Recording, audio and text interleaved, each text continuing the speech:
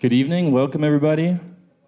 It's very nice to have you here. I'd like to ask you to perhaps come closer to us and fill these seats in the first row. I think it would be nice to have the feeling we're really not that far away from you when we're talking about these topics that are really relevant to all of us. So once again, good evening, welcome to Jazz is Our Democracy. This event hosted by Jazz Montes here in the wonderful Kunstverein Familie Montes. Special thanks to the US General Consulate here in Frankfurt for its generous and genuine support in organizing this event. Tonight, we will explore the relationship between jazz and democracy in two ways.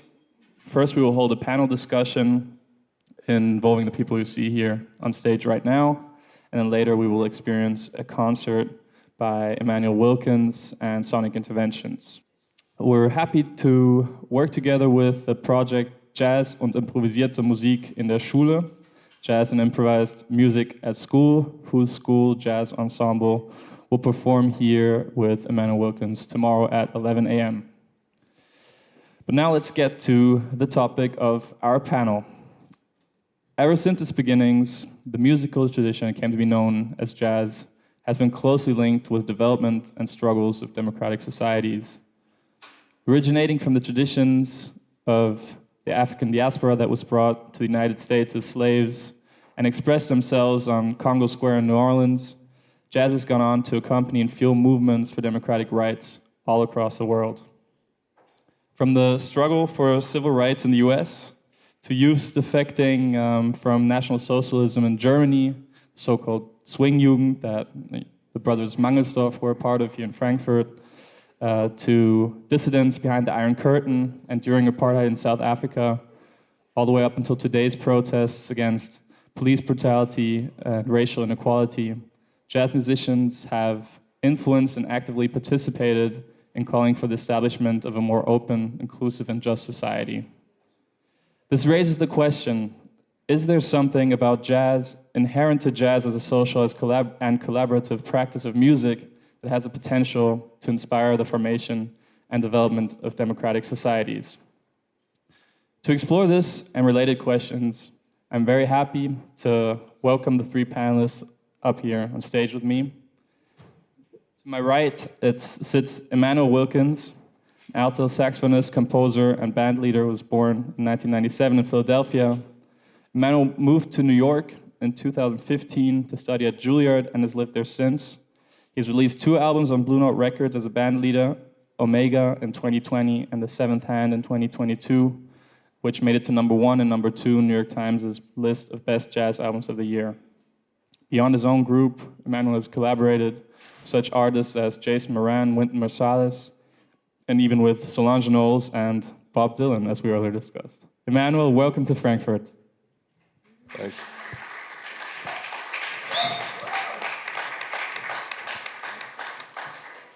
Next to Immanuel sits Sophie Emilie Beha, a music journalist, curator, and festival organizer who was born in Tübingen, also in 1997. She designs programs for Nika Artist Development, a platform that supports outstanding jazz artists in developing their careers. She's one of the organizers of the Guter Stoff Festival in Cologne, which is a platform for experimental music and performance. And as a journalist and moderator, she's worked for various media and public broadcasting services. Sophie, it's a pleasure to have you here.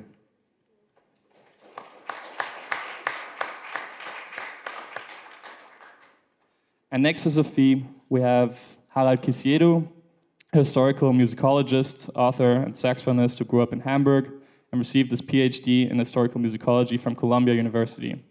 His research interests include Afro-diasporic classical and experimental composers, jazz as a global phenomenon, improvisation, music and politics, and Wagner. As a saxophonist, he played with Branford Marsalis, George Lewis, and the orchestra, among others. He's the author of European Echoes, Jazz Experimentalism in Germany, 1950 to 1975, and the co-editor of Composing While Black, Afro-diasporische Neue Musik heute, Afro-diasporic New Music Today, both of these works published by Volker Verlag. He is currently a member of Osnabrück's University of Applied Sciences Institute of Music. Harald, it's great to have you here.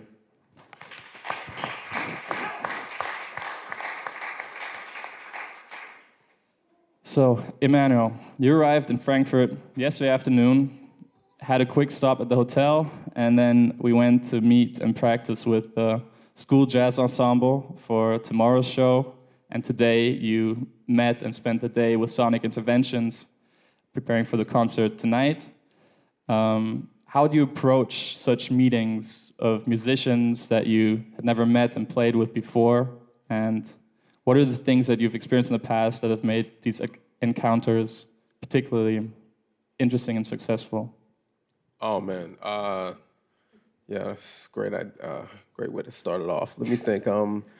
I think a big part of maybe the culture of jazz music is the jam session, right? Or which is in and of itself a place of encounter. It's a place where you have maybe, let's say, 10 to 30 musicians all in kind of a room together trying to make some music happen based off of some sort of repertoire that everybody knows. And so I think in going to these jam sessions as a child and listening to maybe my heroes play at these sessions, play with me and play with other musicians, that taught me how to work, I guess, together with others and come into new situations and be like water in a way. You know, I remember fondly the one experience I had at a jam session at Smalls Jazz Club in New York.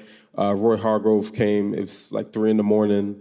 Roy Hargrove came to sit in with this band, and the band that was up there was maybe 3 or 4 students, and they sounded really bad. They sounded terrible, absolutely terrible.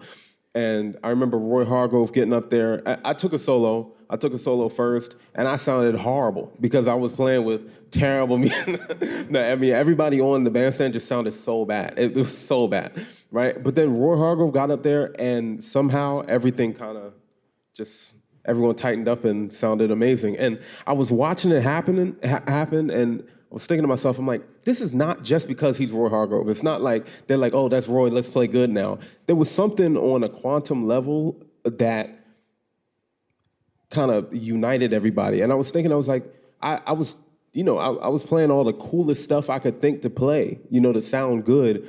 But I think a lot of what I remembered in the way that Roy Hargrove got up there and played on that bandstand was there was so much empathy in the way that he, I guess, interacted with the musicians on the bandstand. It was almost like he sacrificed his own agenda in the way that he was playing for the overall betterment of the band, right? So he didn't sound like maybe the most, he didn't take the most flashy, amazing solo that you ever heard, but everything he played kind of put the team on his back. It was almost like when I think of like a Michael Jordan or like a, that's what I think of, like the 95 Bulls, where I'm like, no, that's how you carry a team. You actually have to work together. You can't, and I love LeBron James, but you can't LeBron James the situation. You can't just put up 50.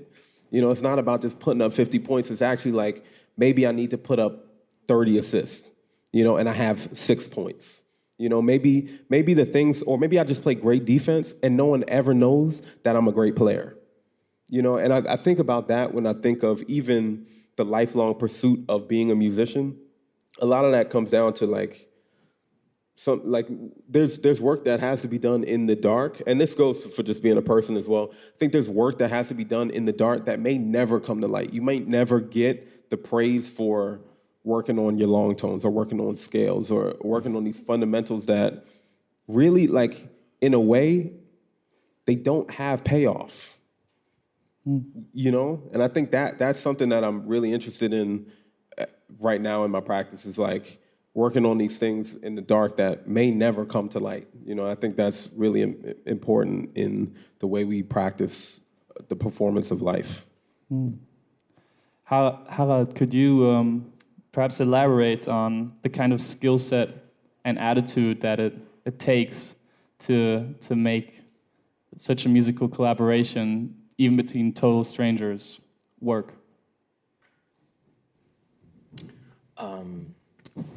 Is it on? Yeah? Okay, great. Emmanuel, that was really fascinating what you just mentioned. And it reminded me of something. I was not on the band side. I was not, part of the band, but Wynton Marsalis came to Hamburg 30 years ago, and he did a master class. And so he performed, I think the next day, and it was very cold. I think it was raining, and he played for 3 hours. There was no intermission. It was incredible. And then people approached him afterwards and said, we're going to play at this club. Would you care to sit in? And so he had a reputation of being very arrogant. But he said, no, I'm going to be there. And he joined them. And he was able to, and I noticed that years later when I lived in New York, because there were several situations where he came in and he started to play and he raised the level of musicianship considerably. But he was able to adjust to the respective levels of these, individual musicians, and he's able to make people sound good. Yep. And he knows when to play and when not to play, and he knows how to emphasize, individual players' fortes. I think this has to do with being attuned to a situation and being able to listen on a really deep level. So, this notion, Pauline Oliveras developed this notion of deep listening, which is not just a musical skill. It means being forming relations with. It can be anything. It can be a person. It can be a conversation. It can be the environment. Forging a really deep connection, So there's a difference between hearing and listening, and then there's deep listening, and being able to do that in real time. So to negotiate all kinds of differences, cultural differences in terms of proficiency, and all of that. Maybe predilection for a certain style or genre or whatever. And there are people who have the ability to, bring this all together and bring the best out of people musically, which is it's a rare skill. It's something that makes a really great band leader, right? So yeah, what I hear from that is a kind of understanding not only of yourself as an individual player or performer, but really of an understanding of the group. Right, you understand yourself as part of this and playing a significant role therein.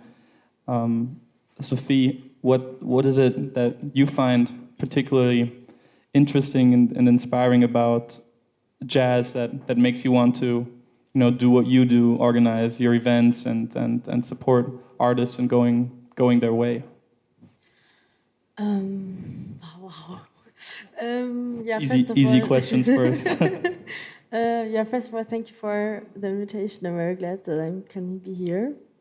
And just connecting to what you two already said, I think listening plays a very huge role, and also finding a connection to that listening, and also establishing this listening moment actually every time new again, and in every second new again. And I think without listening, jazz wouldn't work, of course. I mean, also other music as well, but it is important.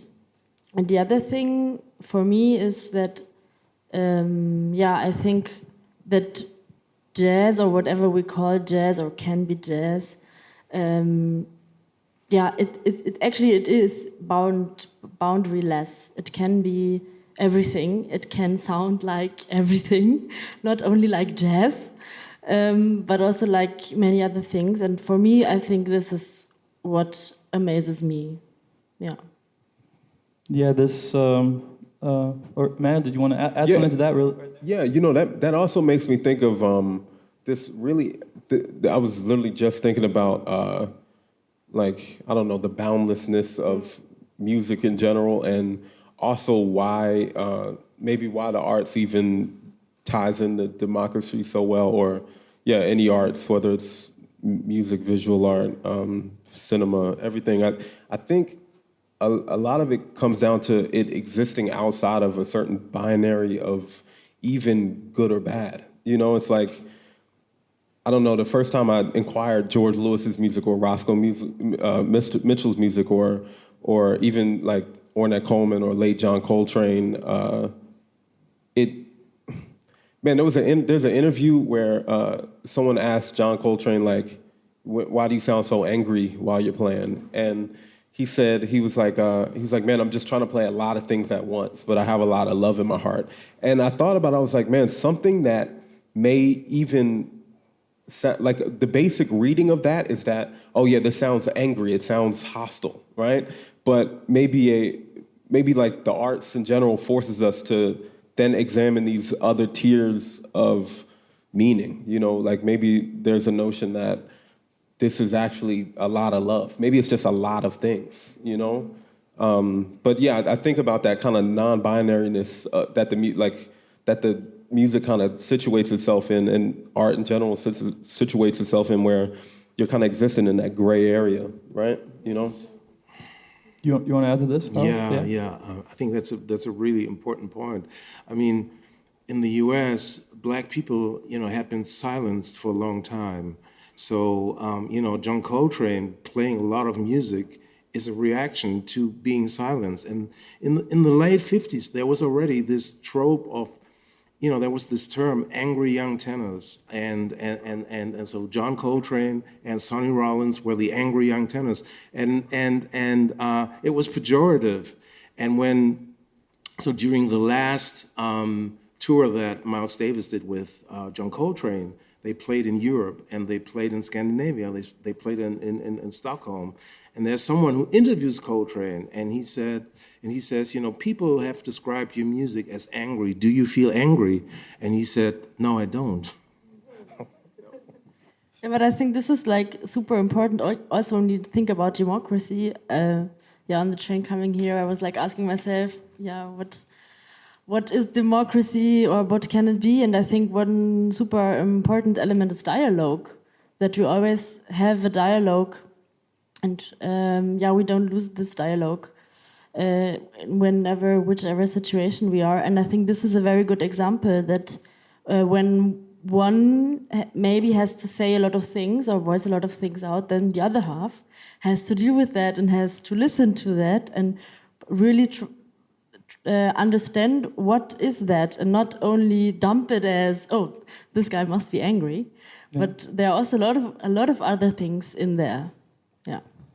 Yeah, I mean, this openness, experimentalism, and binarity or non-binarity, I think, are things that democracy, at least in theory, has in common with jazz. And I mean, democracy famously defined by Abraham Lincoln in the Gettysburg Address as government of the people, by the people, for the people, right? And in fact, I mean, we mentioned him already earlier, Wynton Marsalis once called jazz the perfect metaphor for democracy. And he said, we improvise, which is our individual rights and freedoms. We swing, which means we're responsible to nurture the common good with everyone in fine balance. And we play the blues, which means no matter how bad things get, we remain optimistic while still mindful of problems. Does this hold up for democracy as we're experiencing it today? I mean, if we take jazz as a kind of metaphor, is this what we're living through right now in democratic societies? Okay, so I'm gonna go there. I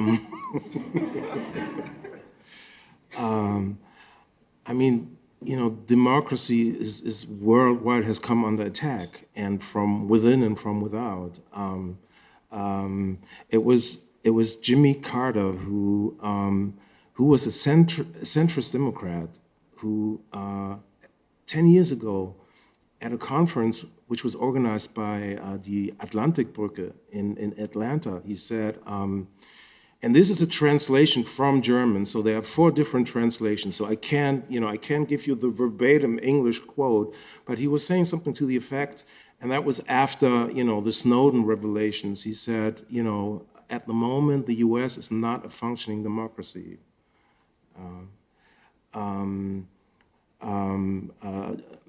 Another centrist Democrat, Joe Manchin, said a few days ago, if Donald Trump gets reelected, that's going to be the end of democracy as we know it in the US. Donald Trump called his political opponents vermin, and he said he's going to use the FBI to go after them. So, I'm just throwing that out because I think there is the danger of taking things for granted because, that's the way how we grew up, and it's always going to be like that. I'm afraid that's not going to be the case. I don't want to sound too gloomy or pessimistic, but, it's something that we have to fight for. And yes, music and improvisation and, negotiating differences in real time on stage might be helpful. Improvisation. I mean, the thing is, I think that's one of the reasons why improvisation is so central to jazz is that people who were abducted and brought as enslaved people to the US had to improvise, on every level, in terms of language, in terms of culture, in terms of climate, everything. So improvisation was an integral part of the culture, right? And so in Germany, this term improvisieren is also sometimes it's used very pejoratively. Oh, that's improvised. That means it's makeshift or so. It's wing it. Yeah. Exactly. So I think this mindset has to change, and we'll all have to. I mean, this is a moment. There's this talk about this term polycrisis, right?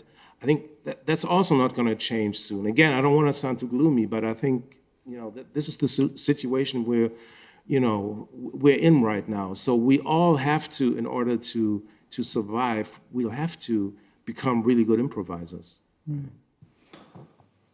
If you mind, Immanuel, please.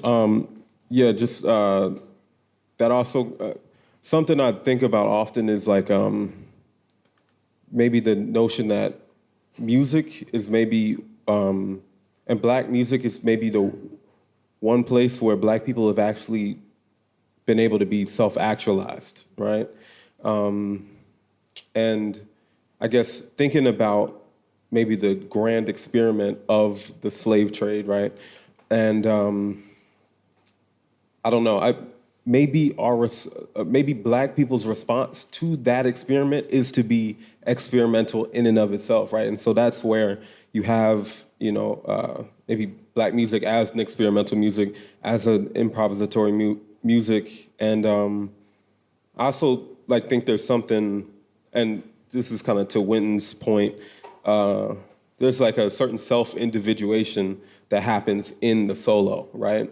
I think maybe something that also is really central to Black aesthetics and Black culture, Black social life, is the idea of the remix, right? The idea of taking something and repurposing this material. And this is also coming from like a subversive ideology, a kind of, fugitive state, right? Of making do with what you have, right? And I think about even the idea of playing jazz standards, right? Taking these songs that were written by white people and then remixing them and making it less about the melody and all about the solo. It was like, okay, so we're not gonna just take care of the melody. It's gonna be only about what we gonna put on it, right? We're gonna play the melody one time and then take 40 choruses of solo.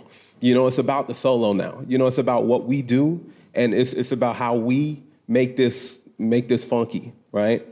I don't know. That's my. Yeah, I think that's a really good point, and I mean it brings us to the question that if jazz maybe also in that sense by being a kind of self-actualization and giving people, individuals, a voice to really be themselves and to be unique has led to a sort of confidence which translated into political action every now and then. I mean, we mentioned, different circumstances in the introduction, whether it's civil rights in the U.S., whether it's, apartheid in South Africa. And I know that, Sophie, you're really, working on what's happening right now in the jazz scene, in the jazz world. What are some of the, I would say, the topics, the issues that are most important for musicians and for jazz artists today, where you see, that they actually take a stand and are able to maybe even, lead others into political action? I think there's not like one kind of direction or movement. I think it's like super diverse, and I also know only parts of it. And I also think it's a huge like generation thing. And from my perspective, like especially the younger generation wants to be political and wants to address also things that are maybe not going on super well in the world or in Germany or whatever.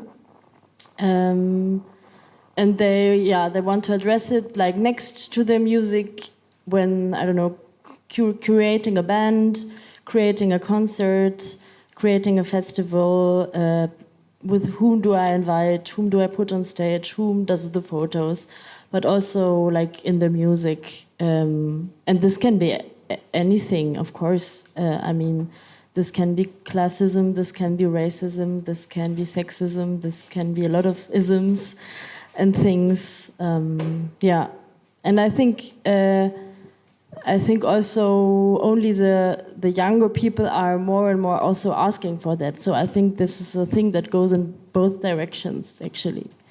Yeah. Harald, are you also perceiving this sort of as a generational change? Would you say that the younger generation of artists has a different relationship to politics than perhaps an older generation? Yeah, I mean, look at the Fridays for Future movement. I mean, I think a lot of years there hasn't been such a thing in Germany, for example, or like where like really young people go on the streets for a long time period.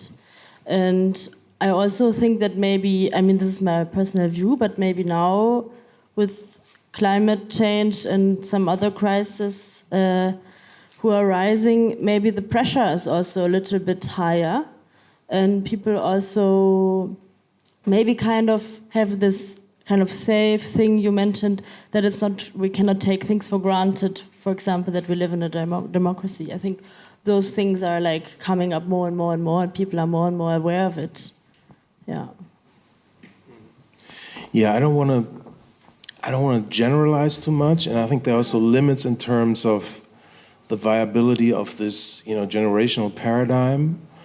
But I would definitely say, based on my experience and my interaction with people who are in their 20s now or so, there's a greater awareness of issues and also willingness to address them, rather than there's the pink elephant in the room. Let's all pretend he's not there. So, because that makes us feel better, right? So, yeah. Immanuel, do you see yourself as part of a sort of tradition of politically minded jazz artists? And if so, what are the social issues that you especially want to draw attention to with your music today? Oh, man. I think I align with a apolitically minded group of young people. And what I mean by that is maybe a left of politics kind of, sort of orientation towards maybe my practice, how I think of, the indigenous problem, the feminist, the feminist movement, the black movement. I think when we're looking at all three of these things, they kind of, at their core, at their most radical, maybe orient themselves even against the state, in a way that maybe imagines, I don't know, I'm really interested in like imagining new modes of creating like spaces for care and equity and just kind of more love in the world. And I think that a lot of that happens in forms of mutual aid and community building and things that are like on the ground, so I think a lot of that kind of happens with us, So I guess right now in my practice, one of the big projects I'm working on right now is with my band. It's a quartet of musicians, 3 singers, and someone cooking on stage. And the piece is kind of about generational memory, like ancestral memory. The idea of the cooking is like something that's been passed down, maybe through generations. And we did one performance of it. At the end of the performance, I was thinking to myself, I was like, man, I wonder like what happened to the food, because we all just went home, right? And so, I thought to myself, man, maybe I need to like feed people, right? And so now when we do this performance project, afterwards there's a food drive portion, so I'm trying to think of the ways that like music and the arts can actually serve as like actual, real, tangible that need help for people in need, versus like this idea you come to a concert and you feel better, which is also true. Mm-hmm. It's like the arts also do that. You go, you see some great art and you're like, oh, this is great. But like maybe I can actually like fill somebody's stomach. Maybe I can actually like provide some shelter for somebody. Maybe I can like actually, perform some sort of concrete help, other than just kind of an esoteric, the vibes. Yeah, super important what you said. Thank you. I think, this care, also like community network and help is super important. That also this is where this music comes from. I mean, it comes out of the communities. So we should focus on that, and we should not forget that. And I think this is also something that every human can establish in his or her own reality and perspective and way of living, and wherever that is, whether it's in a concert or at home or in the school or wherever. But we are human beings, so of course this is important. Yeah.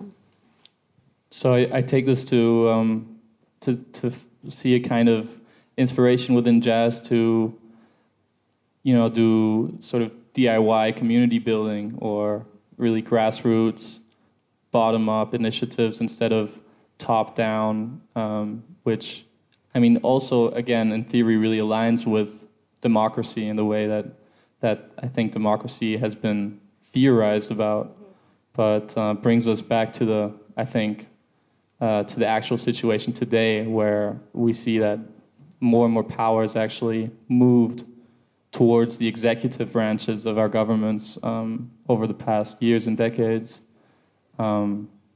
So leaving us with a kind of, rupture there between the ideal of jazz as our democracy and maybe the way that democracies are functioning in many places today. Anyone want to add to that, pick up on that idea? Harald, I see you're thinking about something. Yeah, So when I was on the train, I reread an article which is sort of an edited version of something that Wynton Marsalis posted on his Facebook page. That was I think maybe the next day or so after George Floyd was murdered, right? And he spoke, or in this article, he talked about all kinds of contradictions, in the U.S. historical, in terms of the political system, and It was, I wouldn't say it was less hopeful than, this idea of jazz being a metaphor for democracy, but I think it's, there's this sentence where he says something like, perhaps, contemporary U.S. is not really up to the task of having a democracy or something like that. So in other words, it's an unfinished project. It's an experiment. Experiments can fail, and he was really looking for ways, I think, to sort of, and that was also about rebuilding something that had been lost, about making connections, forging meaningful connections, through music, but not just through music, by talking to people, educating them. I mean, he's been for the past 30 years, he's been one of the most important people in terms of educating people about the music and talking about the significance of the music for American culture, but even beyond the borders of the U.S. of course. Yeah, and I mean educating and perhaps also envisioning. And I think I'd like to ask you another question, Immanuel, about one of your compositions, which is called Ferguson, an American Tradition, which I believe deals with the murder of Michael Brown. Maybe you can let us into your creative mind for that composition for a second to talk to us about what it means to you and what you want to share with the rest of us through that music. Yeah. I guess I think not to reduce it, but I tend to just make music about kind of things that affect me or go on in my life or in the world. And yeah, this was kind of so I have a couple pieces that kind of have the subtext and American tradition, and I thought it was just a very kind of striking and maybe overly joyous way of talking, kind of in a satirical way of talking about, I guess, the lynchings and killing of unarmed Black people. So I think that's Ferguson. Yeah, I guess yeah. I mean, in terms of a vision of like where we could go from here, I find a lot of that in your music as well. I think especially, I mean, The Seventh Hand, I would definitely call it a visionary record. Where do you want to take us? Oh man, I don't know if I want to take anyone anywhere. I think I really want to just ask a lot of questions. I think my work is I've kind of adopted a pretty humble stance in the way that I even think about the ideas that I'm suggesting. In that I don't know. Sometimes I don't know what I'm talking about. Sometimes it's really just a provocation. Sometimes it's just like, man, well, this is an idea. What happens if we do that? Or what if I just put this here? What if I put this thing next to this other thing? Then what happens? I think a lot of like even my favorite theories are things that are completely untrue, but they speak to some larger truth that blows my mind, right? That just opens my mind up to new possibilities. But maybe the thing in and of itself doesn't work. Like the Seventh Hand is it's a 7-part suite that I wrote, and I thought about maybe each movement could have less and less written material and more improvised material. And so by the last movement, we turn into vessels for God, right? I don't know if every time we play this piece, we're like embodying a direct channel to the creator. I don't know. Maybe, And I hope we are. But I'm not sure if it works every time. But I think the idea is way more, I guess way more important to me, is kind of presenting it as something that maybe this will work. When I wrote it, I was like, I don't know if it'll work, you know? But maybe if I do it enough, maybe something will happen. I don't know. Well, I heard you about a year ago in Hamburg. We played the seventh hand, yeah. You played the entire album, and including the last movement, and what you just described. That was tangible, and I you know, there were some people who got up and left. And I think the reason why they left is because they couldn't deal with, you know, what you were channeling. It was just too much, you know. And again, that's the trope of, you know, I spoke about the trope of, you know, angry young tenors. There's another trope surrounding black music in the U.S., and that's the trope of too many notes. You know, like some of the first accounts, 19th century. Of you know, gospel music, people, you know, white people who wrote about music didn't even consider it to be music. So, and the other thing, I think it was at the very beginning, you spoke about, you know, there are things you do and there's no real payoff, like, you know, practicing long notes, and, you know, you said it never sees the light of day or something. Yeah. Well, when I heard you, and I'm saying this as when I'm saying this as a saxophonist, I could tell you practiced long tones for a really long time, because you were projecting in a way that it was quite impressive. So. All right, yeah. Before we get into the intricacies of all that practicing, which is fascinating, but I think it's a topic in and of itself.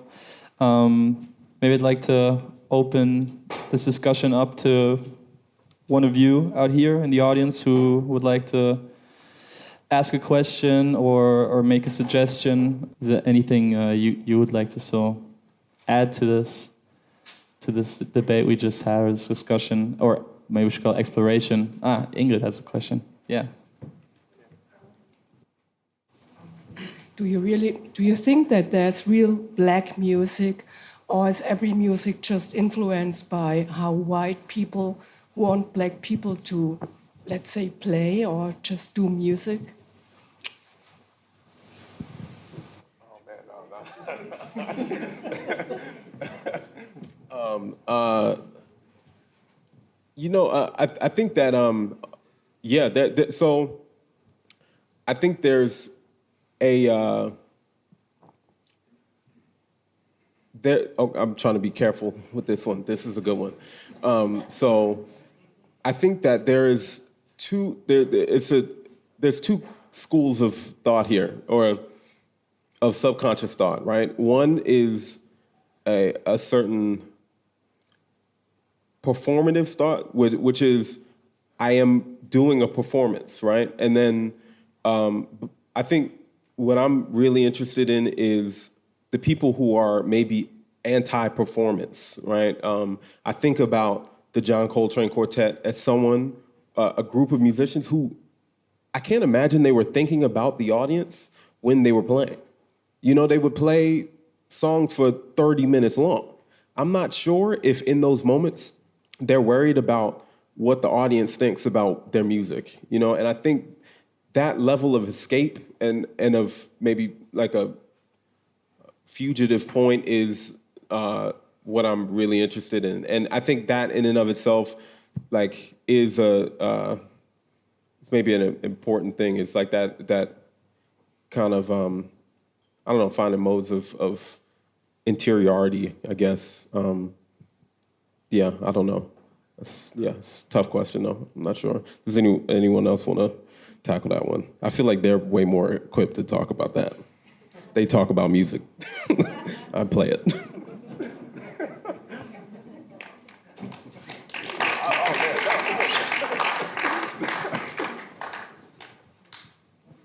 Maybe just one thing. I mean, yeah, John Coltrane listened to all kinds of music, right? I mean, Stravinsky was his favorite composer, right? And he practiced out of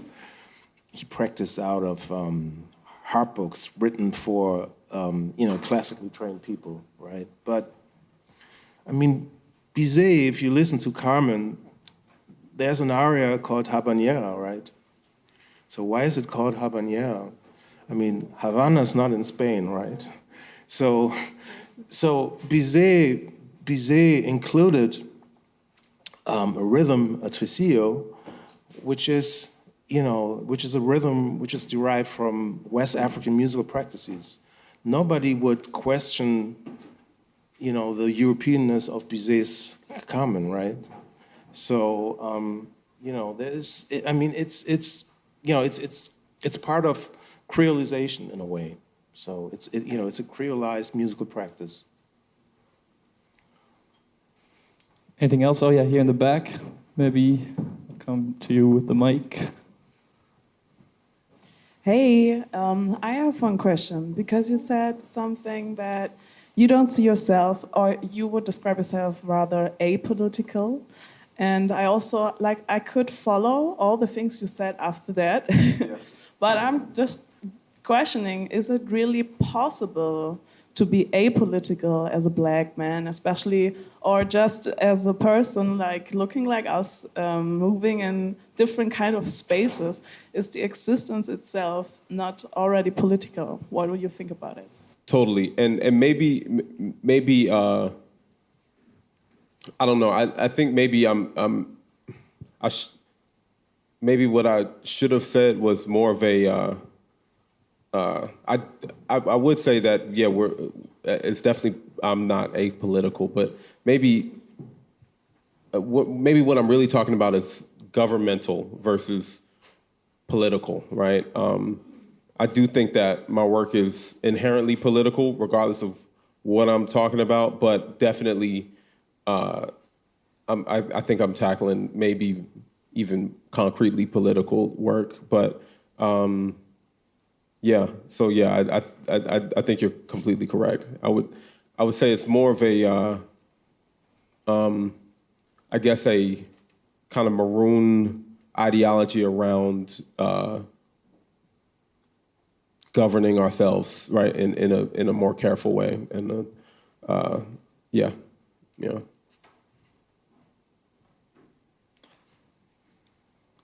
Anyone else? Any other questions? Suggestions? Doesn't look like it, so I think we can draw this panel up here to a close, but not the conversation. We hope that will continue, and that includes all of us, continue thinking and talking about these important issues. I think we've just really scrape the surface of looking at jazz as a kind of metaphor for democracy, which it can be.